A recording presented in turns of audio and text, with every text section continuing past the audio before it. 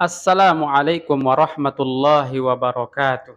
Allah Subhanahu wa taala berfirman di dalam Al-Qur'an, "Wa qul ja'al haqqu wa zahaqal batil, innal batila kana zahuqa."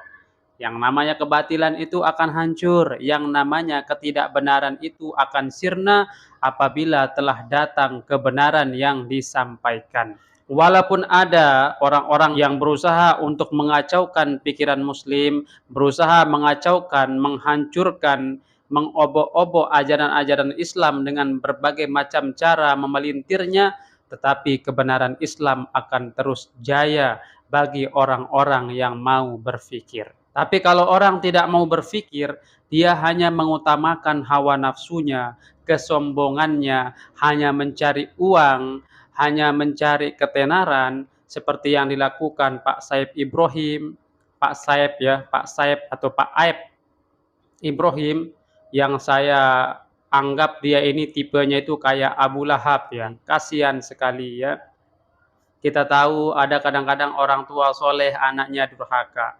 Kalau di sini kebalikannya, Pak Aib Ibrahim ini adalah bapak yang durhaka. Wahai bapakku, bertobatlah. Kemudian dia banyak dinasehati oleh anaknya sendiri.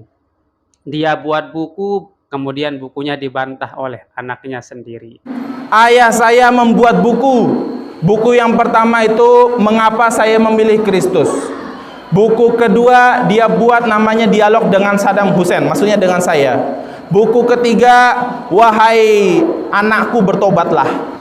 Maka saya dibantu dengan Ustadz Insan Mokoginta membuat buku bantahan. Wahai bapakku, bertobatlah.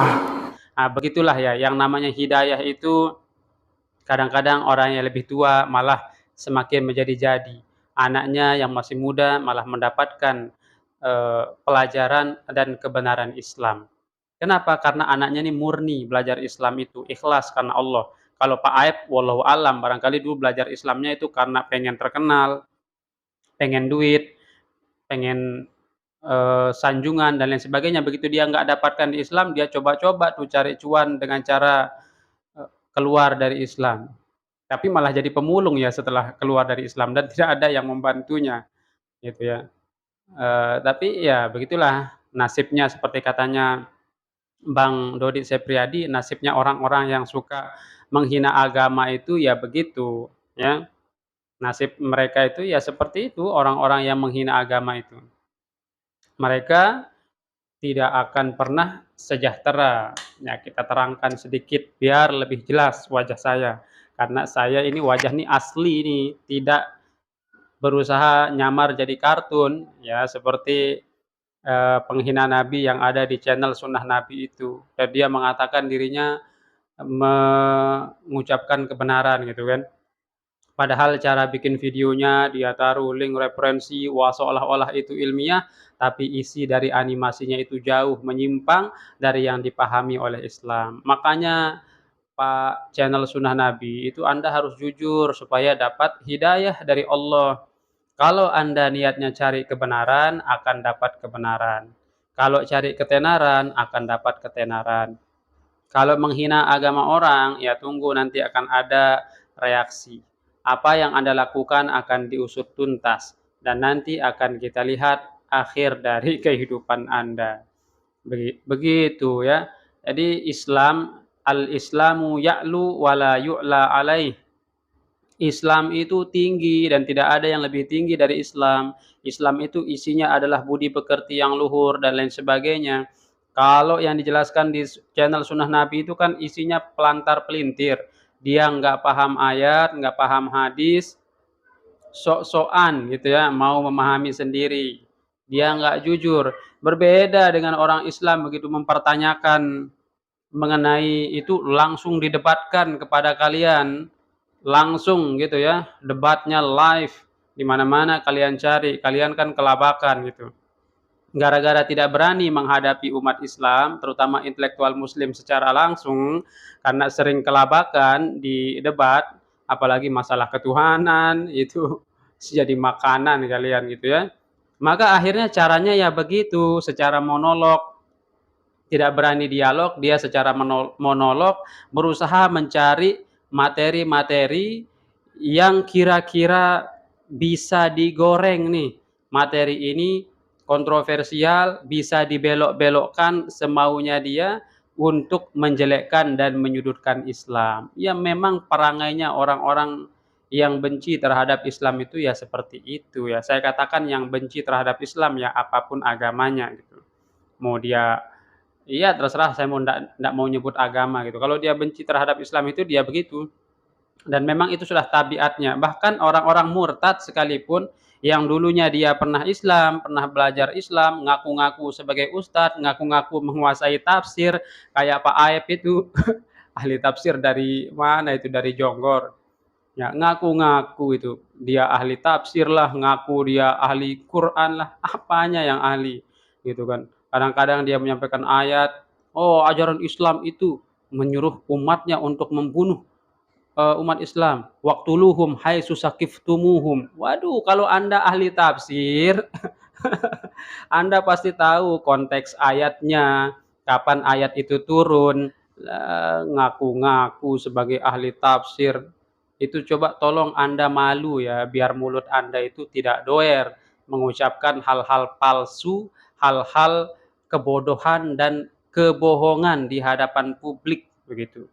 Coba-coba mengatakan diri sebagai ahli tafsir, tapi menjelaskan makna ayat "waqtuluhum haitsu saqiftumuhum" saja tidak jujur, atau memang Anda nggak tahu tapi ya ngaku-ngaku saja gitu Pak Aep ini ya. Makanya untuk kaum muslimin ya nggak usah didengarkan begitu ya. Dia kan paling berani begitu tuh karena di channel-nya monolog sendiri. Padahal waktu mereka debat, misalnya dengan Pak Moko Ginta, apa itu digoreng kayak teri dia itu kan. Tidak bisa membantah, semua tuduhannya dibantah habis, sementara pertanyaan-pertanyaan dari orang Islam dia nggak mampu untuk menjawabnya. Maka untuk iya tujuannya kan hanya untuk memecah belah ya, antara orang-orang Kristen yang asik di Indonesia, dia kan kaburnya ke Amerika atau ke mana gitu, ke Inggris gitu. Dia nggak berani pulang ke Indonesia, gara-gara dia sadar gitu ya, bahwa apa yang dilakukan itu bukan kritisi Islam, tetapi penghinaan Islam, gitu. Makanya dia mulutnya itu kan nggak punya sopan santun gitu. Dan begitu dia diledekin sama beberapa YouTuber muslim, itu baru kelas YouTuber gitu ya, yang meledekin dia, dia marah-marah lah, segala macam gitu ya. Apalagi mau menghadapi orang-orang yang debater-debater muslim sekelas yang nasional atau internasional, wah kayaknya otak Pak Aep nggak akan sanggup gitu ya. Dia kan pura-pura saja jadi tokoh ahli gitu kan. Saya nggak tahu berapa lama dia belajar, tetapi melihat kemampuannya dalam menjelaskan Al-Qur'an, aduh banyak salahnya, banyak penyimpangannya. Dia tidak jujur dalam menyampaikan ayat-ayat. Mungkin nanti kita akan kaji itu, tapi beberapa saya dengar videonya itu isinya kebohongan semua, hanya untuk menarik perhatian dari kaumnya sendiri barangkali gitu ya. Kalau dari orang Islam yang sudah cerdas ya ditertawain itu. Omongan sampah seperti itu ya nggak ada gunanya untuk didengarkan. Nah begitu ya teman-teman tanggapan saya tentang Pak Aep dan channel Sunnah Nabi ini ya. Jadi kalau kalian berani di channel Sunnah Nabi jangan hanya monolog. Ayo dialog, dialognya seputar yang kamu bikin konten. Dialognya seputar yang kamu bikin konten. Itu langsung itu di hadapan orang-orang intelektual muslim gitu. Kalau kamu berani pertanggungjawabkan, itu kan kamu ID-nya sembunyi, nggak berani tampilin wajah. Coba di depan video kamu, di prolog video itu kamu tampilin wajahmu, biar kamu nanti dicari, diajak debat. Pakai kitab, pakai buku, pakai data gitu. Supaya kamu ketahuan gitu kan, jangan hanya berani bikin film, apa kamu gagal jadi sutradara, makanya nggak ada kerjaan jadi coba-coba bikin animasi menghina Islam. Demikian wabillahi taufiq wal hidayah. Assalamualaikum warahmatullahi wabarakatuh.